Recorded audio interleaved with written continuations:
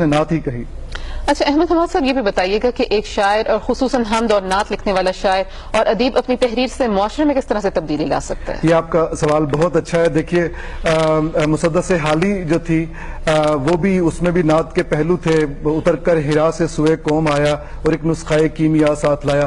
شاعر جو ہوتا ہے وہ شعور کا حامل ہوتا ہے، اور وہ اس کی جو ہاتھ ہوتا ہے، اس کی انگلیاں ہوتی ہیں، وہ معاشرے کی نبض پہ ہوتی ہیں۔ تو وہ دیکھتا ہے کہ معاشرے میں خرابیاں کیا کیا ہیں، اور پھر ساتھ اس کا کنیکشن ہوتا ہے ماضی کے ساتھ۔ ہمارے ایک بزرگ تھے، وہ کہا کرتے تھے کہ جو عام آدمی ہے، عام پڑھا لکھا آدمی، اس کی نظر ماضی قریب سے مستقبل قریب تک ہوتی ہے، شاعر کی نظر ماضی بعید سے مستقبل بعید تک ہوتی ہے۔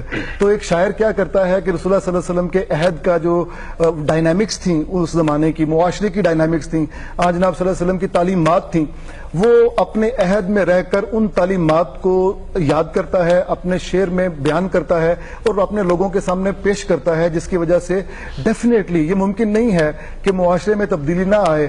آپ دیکھیے علامہ اقبال نے جتنی نعتیں لکھی ہیں وہ عام نعتوں کے پیٹرن سے ہٹ کے ہیں۔ تو اگر علامہ اقبال کو ہم یہ دیکھیں، علامہ اقبال تو ایک انقلاب آفرین آدمی تھے، وہ تو انقلابی شاعر تھے اور حکیم الامت تھے، اور ہمارے پاکستان کا خواب انہوں نے دیکھا، اور وہ جب ان سے پوچھا جاتا تھا کہ آپ کی انسپریشن کیا ہے تو وہ قرآن کریم اٹھا کے لے آتے تھے۔ اور رسول اللہ صلی اللہ علیہ وسلم کے بارے میں وہ عاشق رسول تھے۔